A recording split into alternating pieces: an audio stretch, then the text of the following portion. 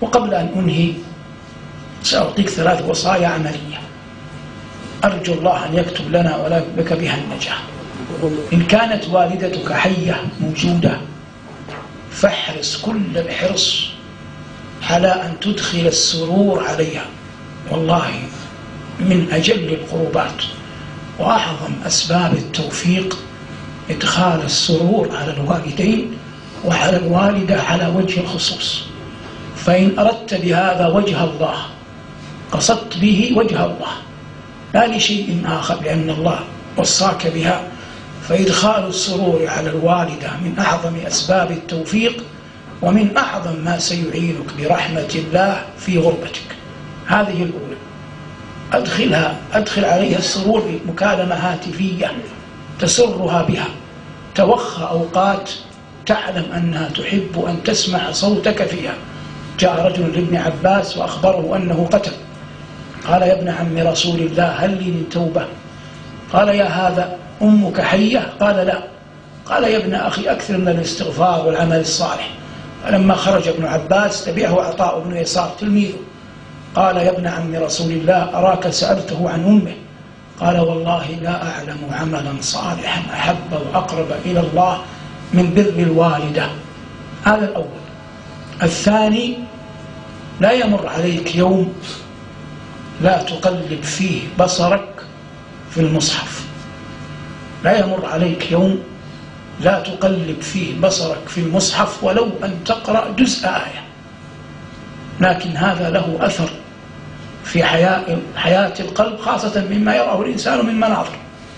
الأمر الثالث، فلتكن عظيم الحياة من الله أن تصبح يوم ولم تقم لله ولو 3 ركعات، ثم استقبل القبلة وصلي لله 3 ركعات باختيارك لا يجبرك عليها أحد، تجعلها ذخرا لك في الدنيا وذخرا لك في القبر وذخرا لك يوم تلقى الله. الله يقول ومن الليل فاسجد له وسبحه ليلا طويلا.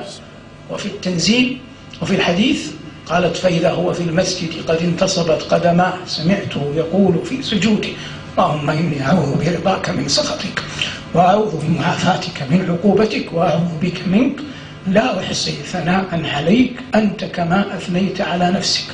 وأنتم يعني لستم الذين تخبرون بلذات، دخلتم الغرب رأيتم أهله ودياره شيئا عيانا، لا تحدثون عن مجهول، ومع ذلك عصمنا الله وإياكم من اللذة الحرام.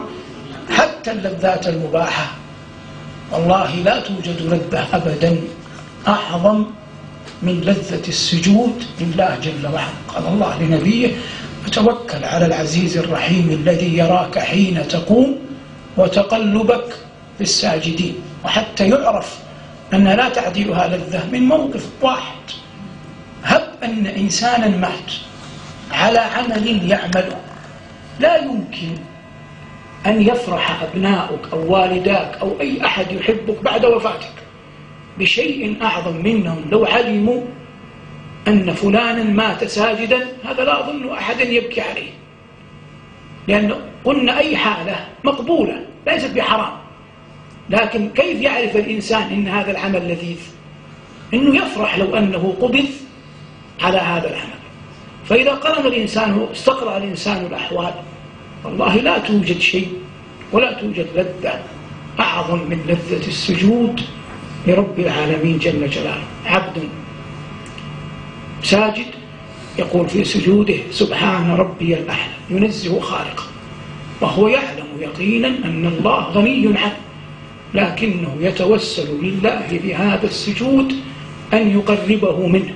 فإذا قربك الله منه وأحبك فكل شيء في حياتك سييسره الله لك ويختاره الله لك، وخيرة الله لعبده خير من خيرة العبد لنفسه. وفقنا الله وإياكم لما يحب ويرضى، وألزمنا الله وإياكم كلمة التقوى. صلى الله على محمد وآله والحمد لله رب العالمين.